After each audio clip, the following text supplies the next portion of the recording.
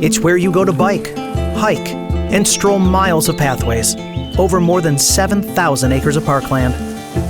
A place to go explore rivers and fish their bountiful waters. Natural places to go marvel at magnificent wildlife while you play outdoors and go wander charming communities. Find all this and more at Destination Downriver.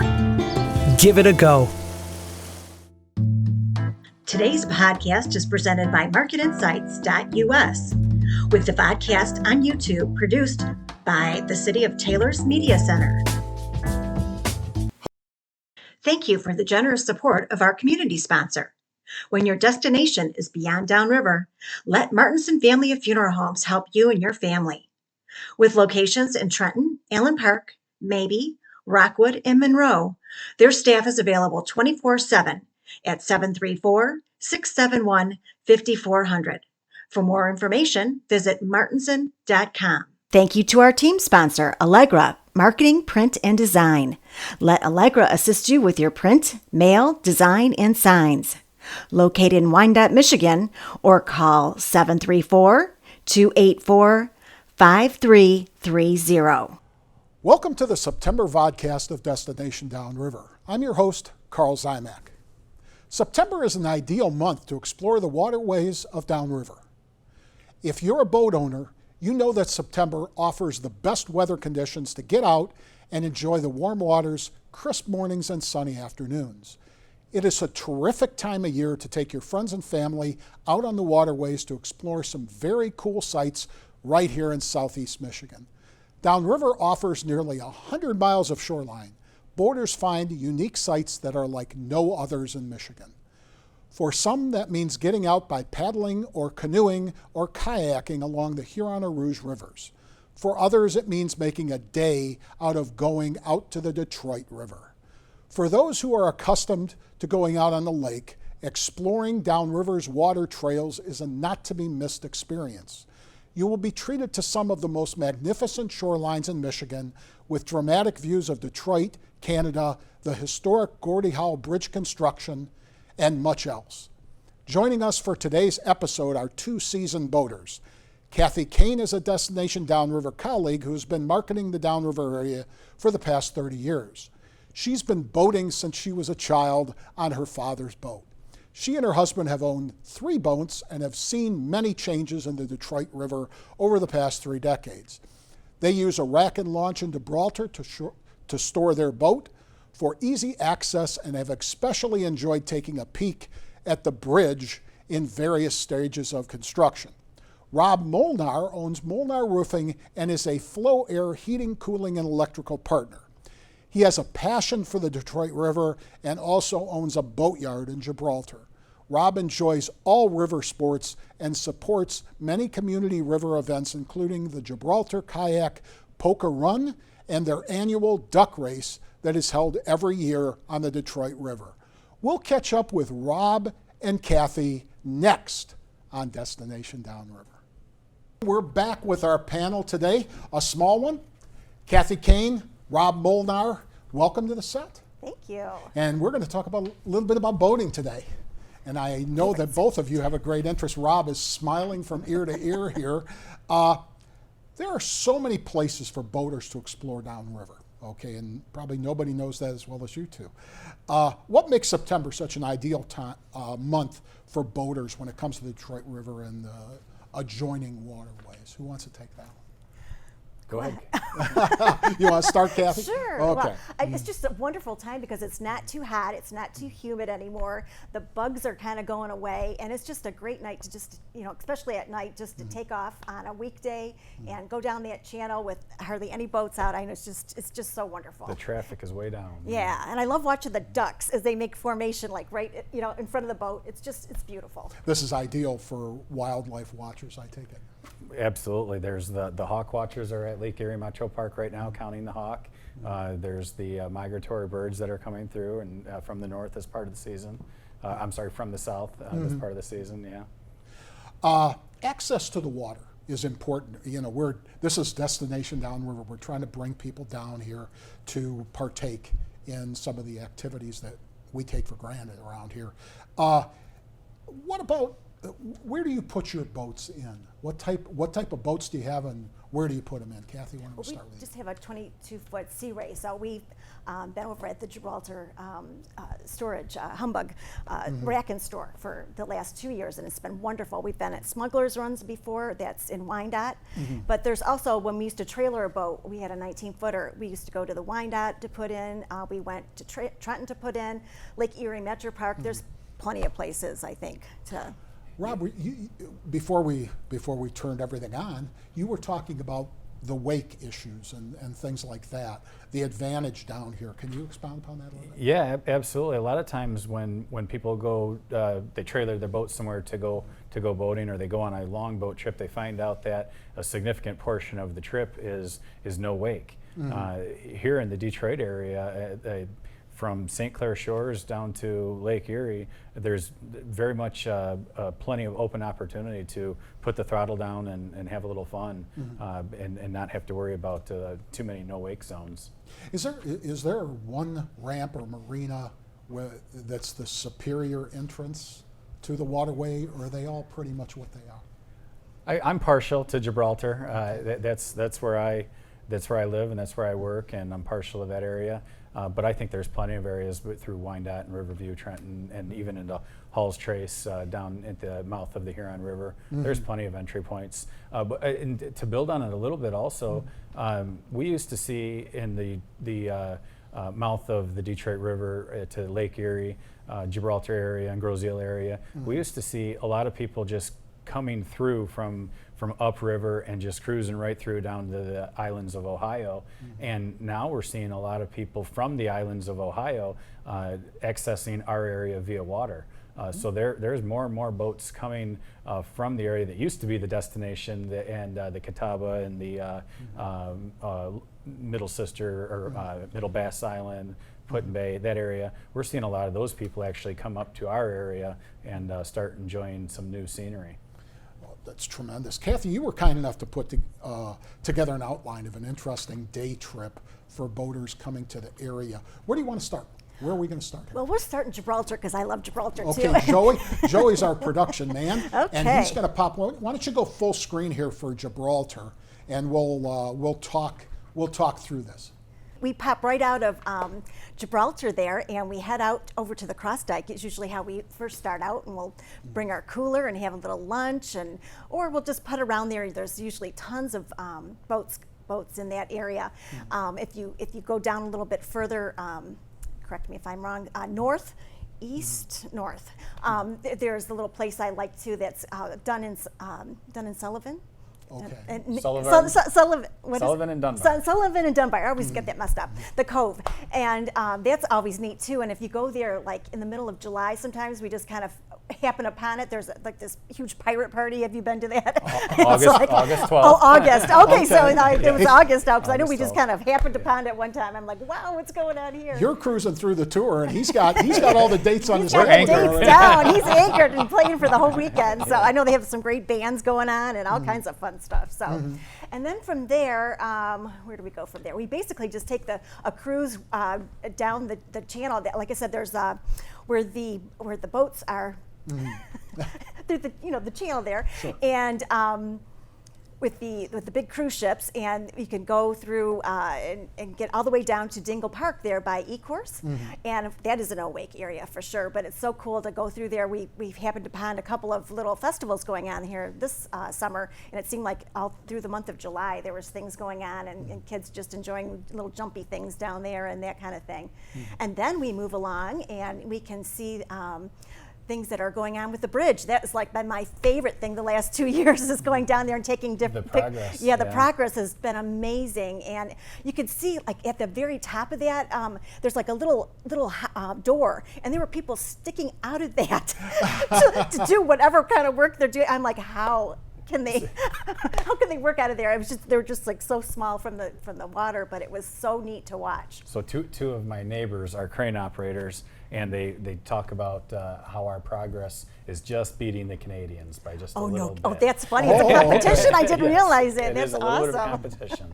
Yeah, sorry. And No, that's And they're going to perfect. meet in the middle I eventually. love that. Yes. Yeah, I didn't realize that. Okay. That's amazing. Kathy, do we have any other photos? Yes, that we do. Because then we kind of come back down, and then you can see the big freighters coming through, and that's always fun. And I think we got some pictures of the Portofino boat when we were down there the last time, and then I think the other one, the Diamond Jack, was down there. So then you can go take a nice little tour through Wyandotte and the golf course there, and it's just beautiful. So when we make our way back down to Gibraltar, you'll also see should be coming up, I think, Elizabeth Park there. Yep, and that is just very nice. Their river walk has been redone. They have got a new park there. We were down there for the jazz festival until our boat decided to not work. I'm like, or alarms started going off. I'm like, I guess we better go.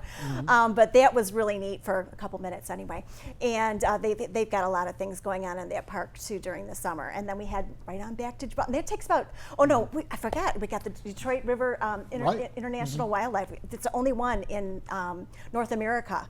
So it's really amazing the beauty and the birds and the wildlife there, and they have a center that you can check out too.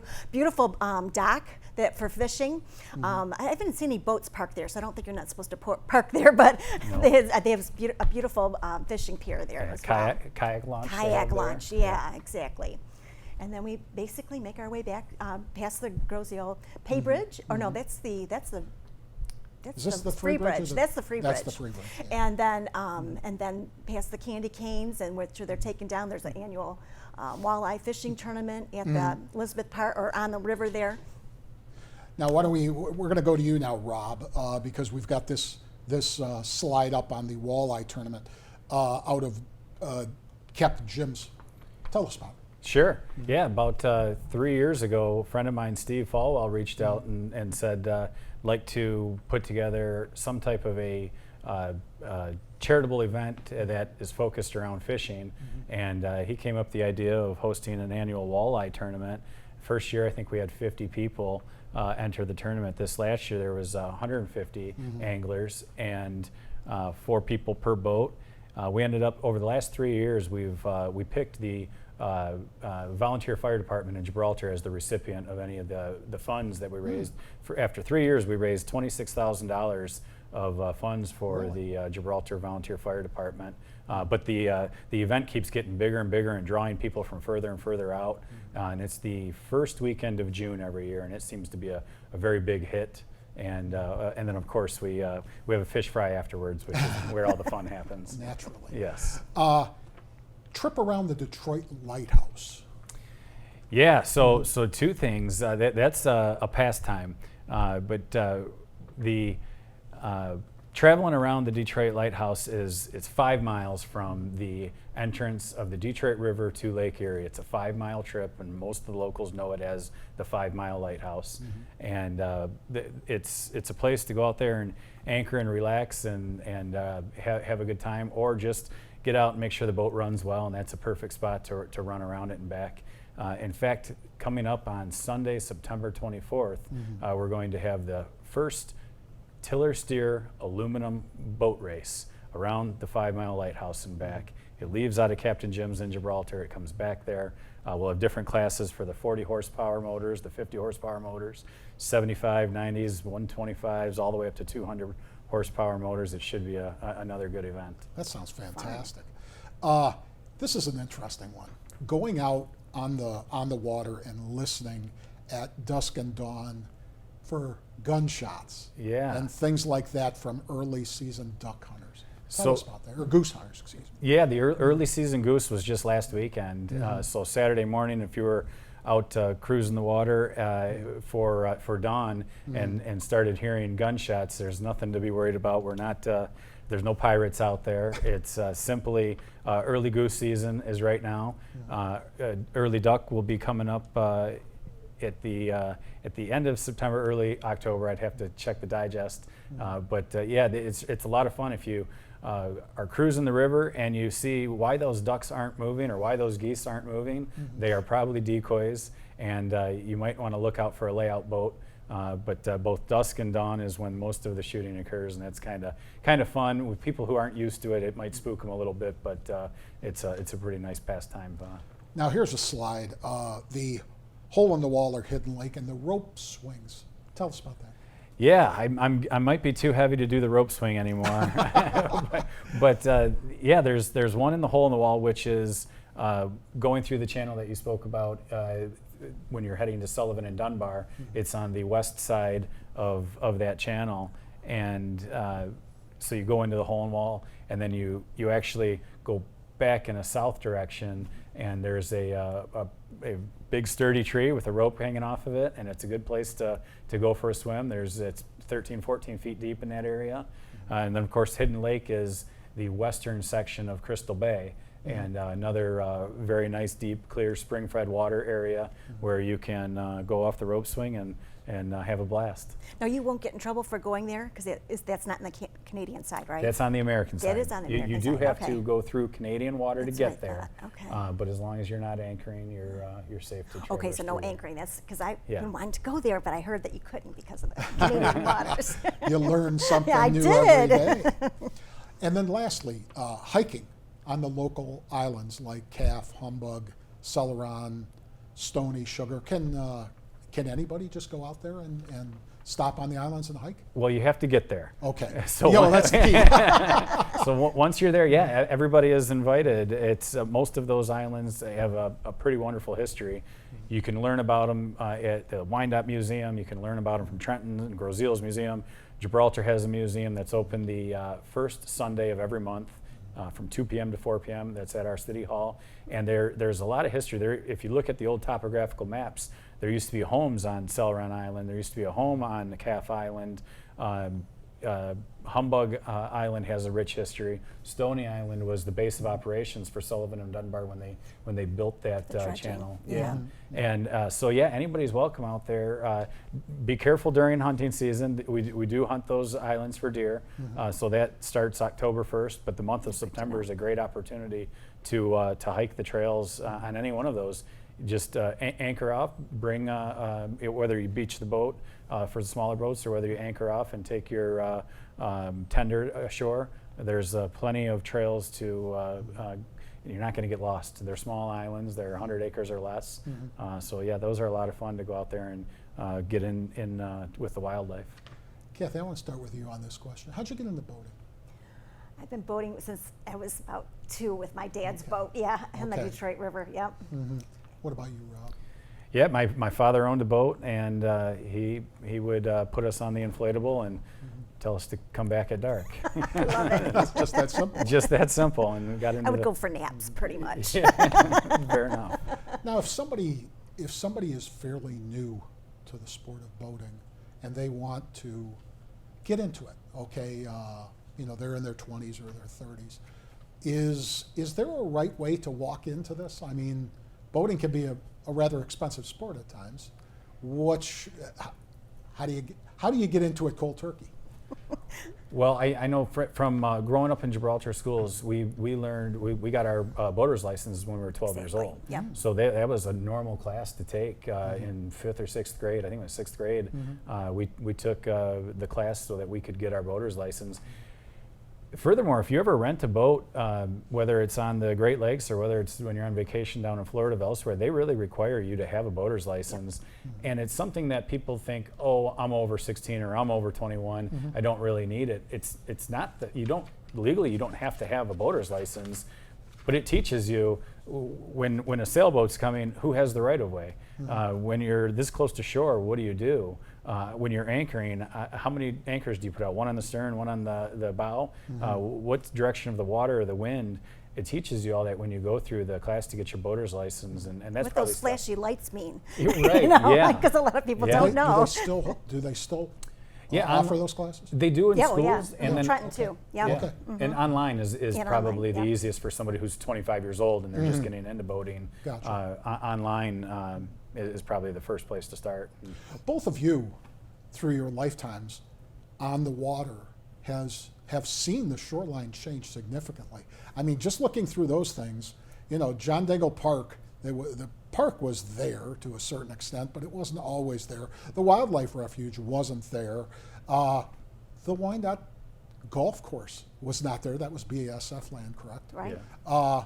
What really grabs you when you're going up and down? Do you ever find yourself looking, going, boy, at 8 years old, I saw this here instead of that? Right, because we used to go down to the Fermi plant with my my dad, and he would be like, "Oh, you want to jump in the water?" And it was yellow. I mean, it was yellow, warm water, and it's just striking to me that you go past there now, and all the areas, they're beautiful. I mean, we could see to the bottom in most of these, hidden lakes and things like that, because they've really cleaned it up so well. And like you said, the landscaping there's not as much steel out there. Everything is coming back to the wild. I mean, it's just exciting, I think.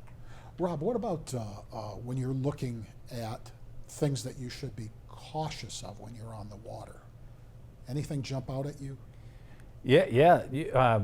It's really nice to have charts. Nowadays, the GPS charts that you can have on your boat to help navigate are something that we didn't have so many years ago, because everything's marked with channel markers, and they're supposed to be lighted, some of them.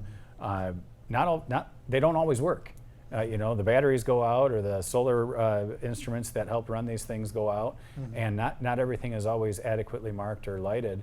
So having that chart, used to be that you studied the chart manually before you went out, so you knew where you were going. Now they have the electronic methods on the boats that are really, really handy, and help keep an eye for things that, especially if you're boating at nighttime. Sure. Yeah, exactly. Yep. Anything we're missing? Well, one time we ran into trouble. Our engine just stopped in the middle of the channel after a freighter just went through, and we're floating towards Canada, right, with nothing to steer with. And we had just gotten the boat from my dad, and he had one oar, and he had an anchor that was only 20 with a 20-foot rope. No. So I'm like, and thank goodness for my husband, because he's like the reason why I love boating, because he knows what he's doing, right? So he figured out a way to make the anchor stick with that 20-foot rope, and we were able to get closer to the side. And then we were able to call our neighbor who works for U.S. Tow. Okay. I mean, he saved us basically, because we couldn't get the Coast Guard to help us, or no one. It was like, Was that Kevin or Les? it was Kevin. Yep. Okay. He's great. You know him by the first Yep. name. Yes. Yep. So it helps to know people too, but and I think get the right captain. That's my other piece of advice. I hear you. So for the rest of the year on the water, do you guys have, each of you have anything big planned? I mean, what's the signature thing that you're thinking about this fall when it comes to the waterway? Well, for me, there's the Tiller Steer aluminum Okay. boat race that's coming up in September. But also, one of the other really, really cool things is for people that keep their boats in late into the season, into November and December, there is a house on West River in Groseal that puts a ton of Christmas lights on, and they're right on the water. They also they have the show where the lights go to the radio station. Oh, no kidding. And so the music plays with it. So a nice cruise at the end of November, early December, right along West River Road and on Groseal. There's a great Christmas light show that's more and more people should take the opportunity to see that. You can drive down West Road and you can see it by land, but it's much, much, much better show I was doing going to it say, by that water. must be a little special. Kathy, what about you? I was going to say just probably what I said at the beginning. I mean, I Okay. just love jumping in the middle of the week and going out for a little, sunset cruise and just watching the birds and watching the trees change colors. Oh, fantastic. Color tour, yeah. Fantastic. Well, I want to thank both of you. Kathy, Of course. Rob, for treating us to this travel log of the Detroit River, the outstanding place for adventuring with friends on the water. If you're interested in finding out more about how you can create your own daycation on the water, Destination Downriver is posting a list of places to launch your boat from on its Facebook page. Look it up. Otherwise, for Kathy and Rob, on our set, and Joseph Francis Camilleri handling all of the production responsibilities, I'm Karl Ziomek. We'll see you next in October with the next Destination Downriver. Thank you again to our sponsors, Martinson Family of Funeral Homes and Allegra Marketing, with a special thanks to our production partners here at the new Taylor Media Center. Thanks for listening and watching. Please visit our website, destinationdownriver.com, or our Facebook page, and be sure to join us for next month's podcast.